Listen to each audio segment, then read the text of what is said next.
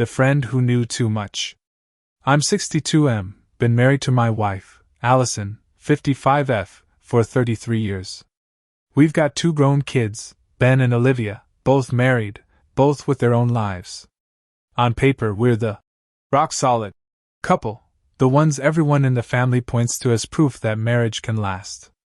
Allison has had a best friend since college, Karen, also 55F.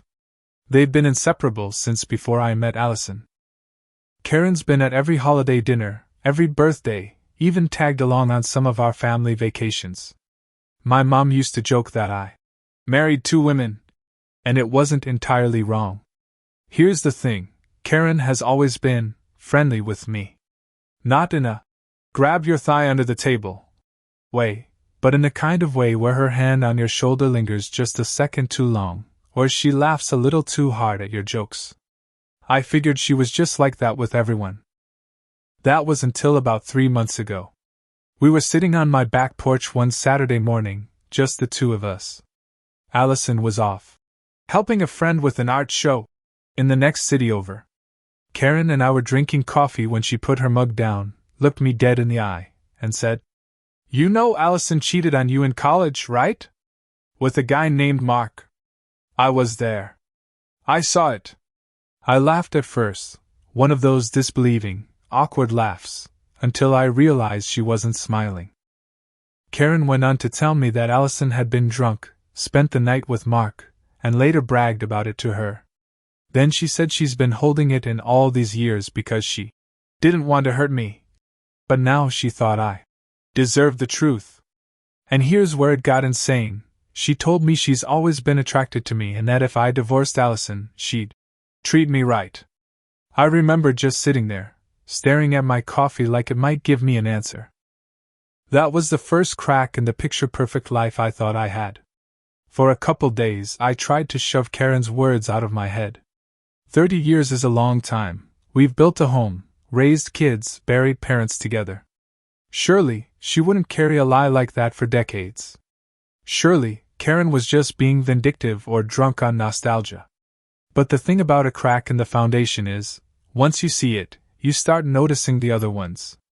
That week, Allison came home late from book club. She smelled faintly of expensive cologne that wasn't mine, that crisp, woodsy kind that clings to skin. She went straight into the bathroom, stripped down, and started the shower before even saying hello. I followed her in, leaning against the doorway. "Book club run long?" I asked. She mumbled, not meeting my eyes, sliding her dress into the hamper like she was trying to hide it. Steam filled the room as she stepped into the water. Through the glass, I could see faint red marks along her shoulder and down her back, the kind you don't get from sitting in a chair. "You okay?" "You've got scratches," I said, my voice steady even though my stomach was in knots. She glanced over her shoulder, barely, and gave me this bored little smile. "Oh, must have been from carrying boxes earlier. I was helping Jenna move some things for the show." It was the casualness that hit me. Like she'd practiced it. That night, while she was asleep, I checked her purse. Tucked in the side pocket was a hotel key card for the Marriott downtown, dated the same day as her book club. That was the moment Karen's words stopped being gossip and started feeling like history repeating itself. The next morning, I waited until the kids had left for work and the house was quiet. Allison was in the kitchen, scrolling on her phone, acting like we were just another happy couple having coffee. I set the Marriott key card on the table between us. She looked at it, then up at me, her face blank. "What's that?" "You tell me," I said. Her lips curled into a smirk. "Oh, this?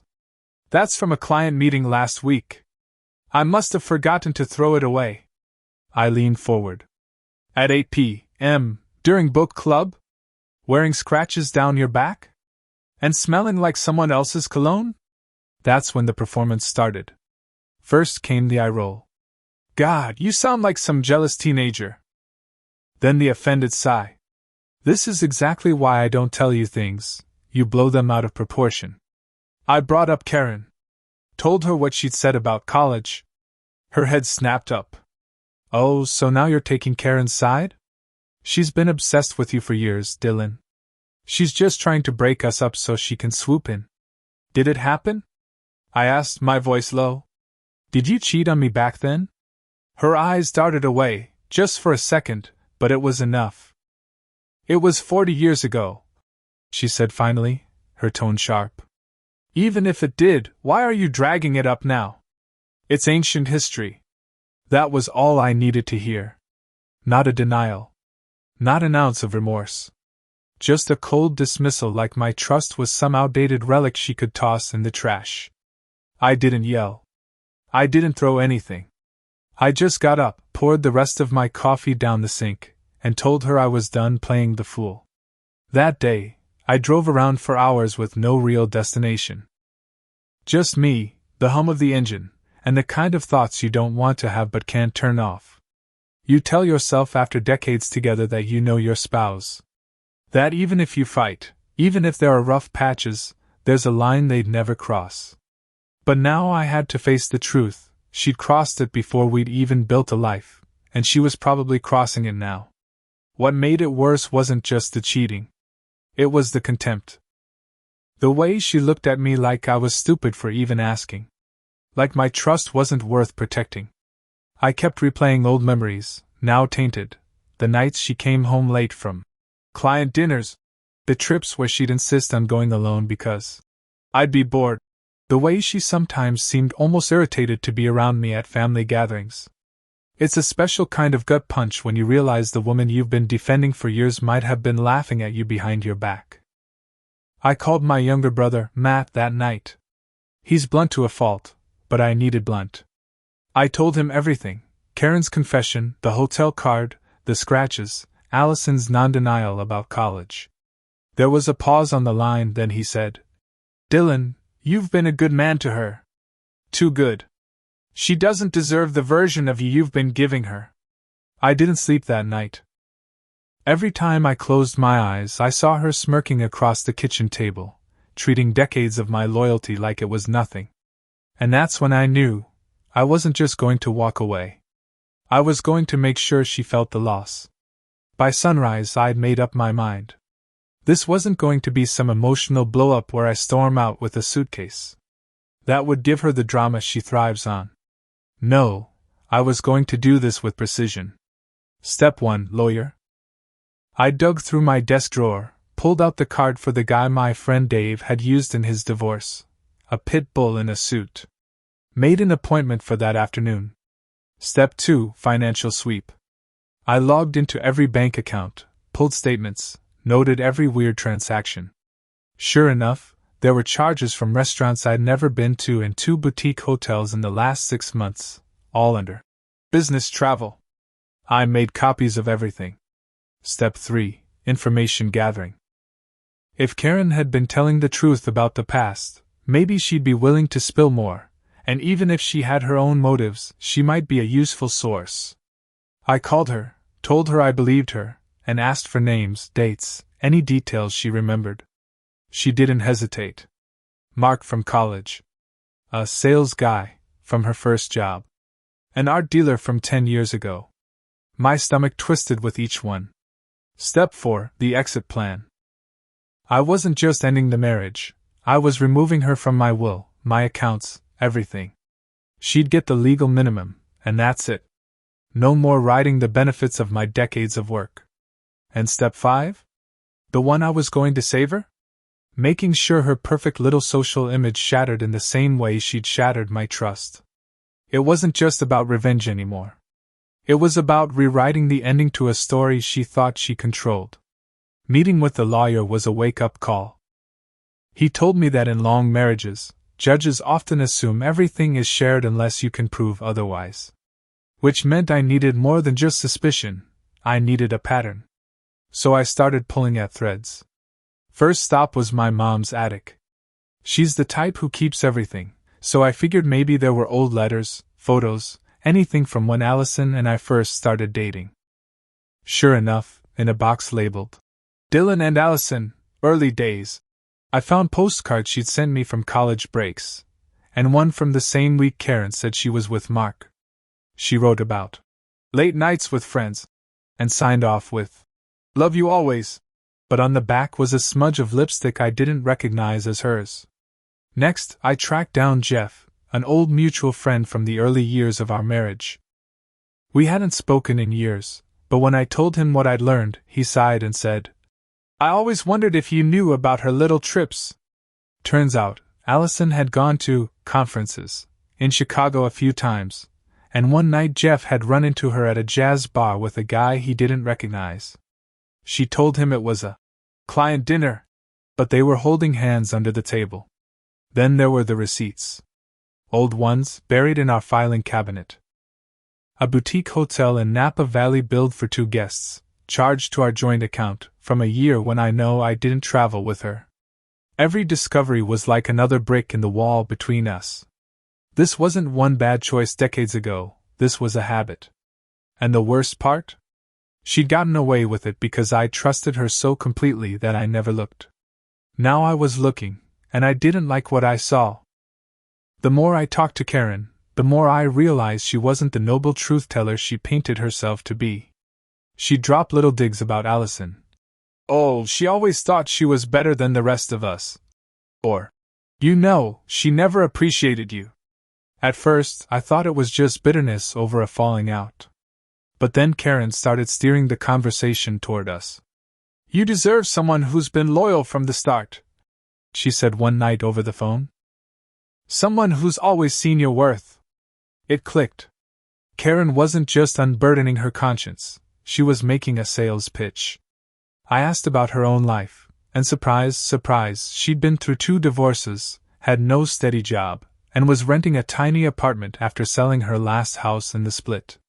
And when I told her I was getting my finances in order for the divorce, she didn't say, "Good for you."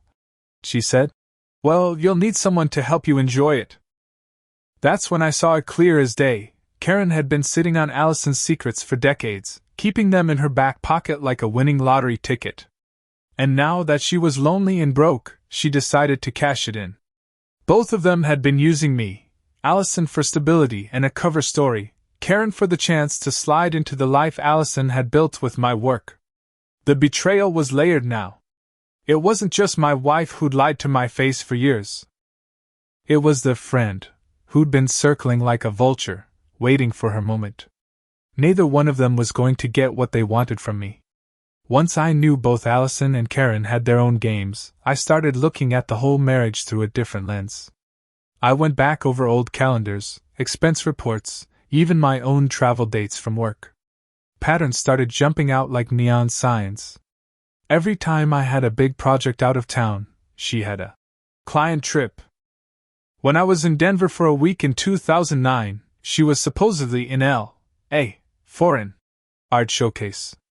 I found the hotel booking, 2 guests, king suite, wine and chocolate service. Her so-called book club met maybe once a month, but somehow accounted for a dozen late nights each year. And the venues changed, sometimes a coffee shop, sometimes a downtown hotel bar. I even checked the vacations we took together. Twice she convinced me to fly home early, because of a work emergency, but stayed behind to wrap things up. Those extra nights? Charged to the card under her name, and both times, the bill included room service for 2. The most infuriating part was how smart she'd been about covering her tracks. Nothing overt, no texts or emails that screamed affair. She kept everything plausible, just enough truth to mask the lies. It hit me then, I hadn't been married to a careless cheater. I'd been married to a professional. She'd built a life around betraying me without ever tipping me off. And now that I saw it all laid out, I wasn't angry in the same way anymore. I was cold. Focused. Determined to make the ending of this story hers to live with for the rest of her life. I knew better than to tip my hand. If Allison sensed I was onto her, she'd scramble, hide assets, maybe even twist the story to make herself the victim. No, this had to be clean, silent, and timed perfectly. First, I met with my lawyer again and laid out the financial map I'd uncovered. He grinned like a wolf when he saw the receipts. "She's been careful," he said, "but not careful enough. We filed the paperwork to quietly freeze certain joint accounts, shift my pension into a protected trust, and remove her from my will. Next, I started boxing up personal items, not hers, mine. Tools from the garage, keepsakes from my dad, photo albums I didn't want her touching. I moved them into a storage unit under my name only. Then came the social piece. I didn't want a screaming match. I wanted a public reveal that would sting. I marked my calendar for the upcoming joint family barbecue. Both our kids, my siblings, her siblings, even a couple of her college friends. The perfect stage. In the meantime, I kept my poker face. I cooked dinner, asked about her day, even let her ramble about a networking trip she had planned next month. Inside, I was counting down the days. And I wasn't just counting them down for her. I had a message for Karen too. She thought she'd be standing next to me in the rubble, ready to move in. She had another thing coming. This wasn't just about ending a marriage. It was about closing the book on two women who thought I was their safety net. A week before the family barbecue, I met my lawyer at his office to sign the updated will. Allison's name was gone. Every insurance policy, retirement account, and property deed now bypassed her completely. If I died tomorrow, she'd get nothing but whatever the divorce settlement coughed up, and I'd already positioned that to be the bare legal minimum. Instead, my kids were set as primary beneficiaries. I also added my niece, who'd been through hell after her dad passed. It felt good to take something that could have gone to Allison and give it to people who actually deserved it. Karen had been calling more often, playing the concerned friend. "I just don't want you to be alone in all this, Dylan," she'd purr. One night she even suggested we grab dinner somewhere private, to talk about what comes next. That was my chance to shut the door. "Karen," I said, "let's get one thing straight. You and Allison are two sides of the same coin. You kept her secrets when it benefited you, and now you're selling them because you're lonely and broke. I'm not your next chapter." Silence on the other end. Then, in the coldest tone she'd used with me yet, "You'll regret saying that." Maybe I would, but I doubted it. The truth is, I felt lighter after cutting her out, like I'd been carrying a weight I didn't realize was there. Now, all that was left was to make sure Allison's mask slipped in front of the exact audience that needed to see it. The day of the barbecue was sunny, almost cheerful, the kind of weather that makes betrayal feel even sharper. Everyone was there, my kids, my siblings, Allison's brothers and sister, a couple of her old college friends, yes, including Karen, uninvited but just happened to be in the neighborhood. Allison was in hostess mode, flitting from group to group, laughing too loud, making sure everyone saw what a perfect wife she was. I waited until we were all sitting down with plates of burgers and potato salad. I stood up, raised my beer, and said, "Before we eat, I just want to take a moment to thank Allison for over 3 decades of loyalty." I let that hang in the air for a beat too long. A few people chuckled nervously. "And," I continued, "I want to acknowledge the people she's been most loyal to, besides me, of course. Like Mark, back in college. Or the sales guy in Chicago. Or the art dealer in Napa. And most recently, whoever she was with at the Marriott downtown last month." The silence was electric. Allison's face went white, then red, then white again. Karen froze with a fork halfway to her mouth. My daughter looked at her mother like she'd never seen her before. "What the hell is wrong with you?" Allison hissed, trying to stand. "What's wrong with me?" I said, my voice calm. "What's wrong is spending decades thinking your partner has your back, only to find out she's been making you a punchline." I set my beer down, sat back, and took a bite of my burger like we just toasted to the weather. The rest of the meal was awkward, stilted, and short. By the time the last guest left, Allison wasn't talking, just slamming cabinet doors while she packed an overnight bag. Exactly as planned. I didn't say a word while she stormed around grabbing clothes and toiletries. Every few minutes she'd mutter something under her breath. "Humiliated, unbelievable, after everything I've done for you." Like she was the victim here. When she finally marched out with her overnight bag, I waited until I heard her car pull out of the driveway. Then I grabbed the new deadbolt I'd bought 2 weeks earlier and got to work. By the time she came back, and I knew she would, the locks would be changed.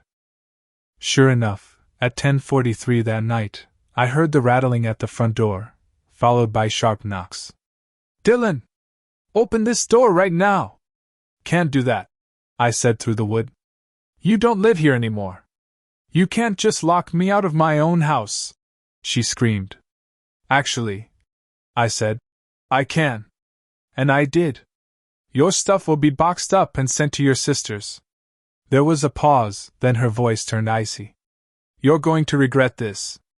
I almost laughed. "I've regretted a lot of things, Allison. Letting you have a key is one of them." She left after that, tires squealing down the street. The silence that followed was different from the one after the barbecue. This one was peaceful. For the first time in years, I felt like the house was mine again. And I intended to keep it that way.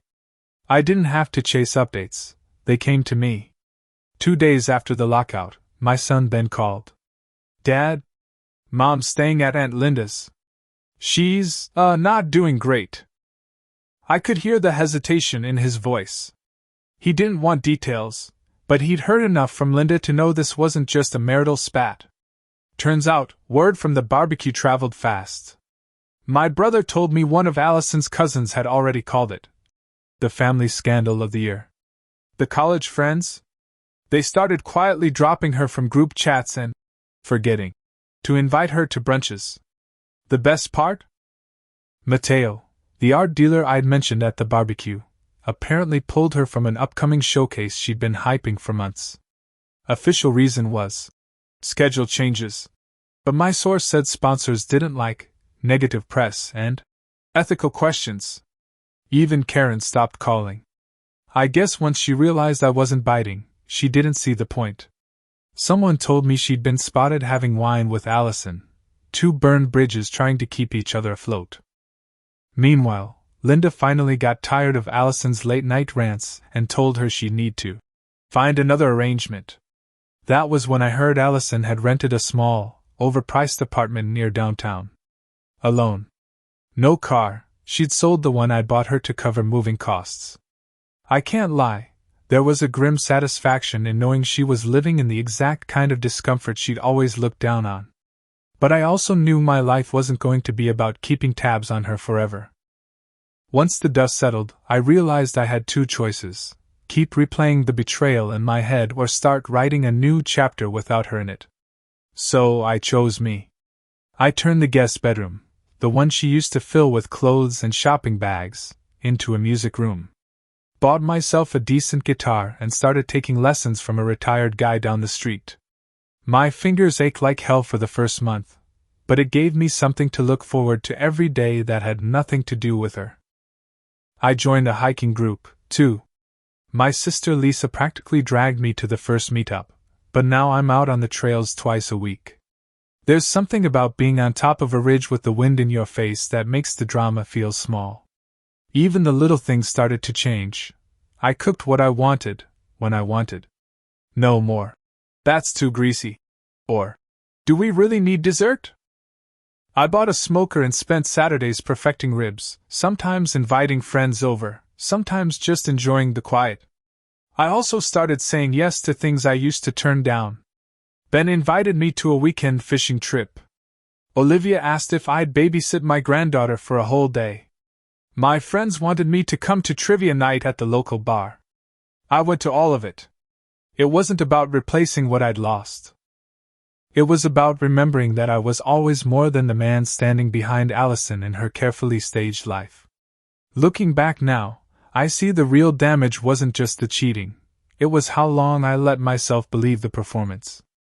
Allison was good at making me doubt my instincts, and I was too willing to give her the benefit of the doubt because I thought that's what love was supposed to look like after decades. Here's what I've learned, and what I tell anyone in the same boat. Trust your gut. If something feels off, it usually is. Don't let someone shame you into ignoring it. Document everything. Memories fade, but receipts, messages, and dates don't. When the truth comes out, you'll need more than your word. Revenge doesn't have to be violent or reckless. Mine was clean, legal, and hit her where it mattered most: her image, her comfort, her access to my life. Cut out every parasite. That meant Allison and Karen. If they benefit from your work, money, or reputation without giving back respect, they go. Build a life that's yours. The day I started making choices without considering her was the day I felt free again. I'm not saying it didn't hurt. It did, in ways I still can't fully describe. But every morning I wake up in a house that's mine, with a calendar full of things I want to do, I know I made the right call. Losing her wasn't the tragedy I thought it would be. Keeping her would have been. I have many other stories. Go to my channel, subscribe so you don't lose us. Give me a thumbs up.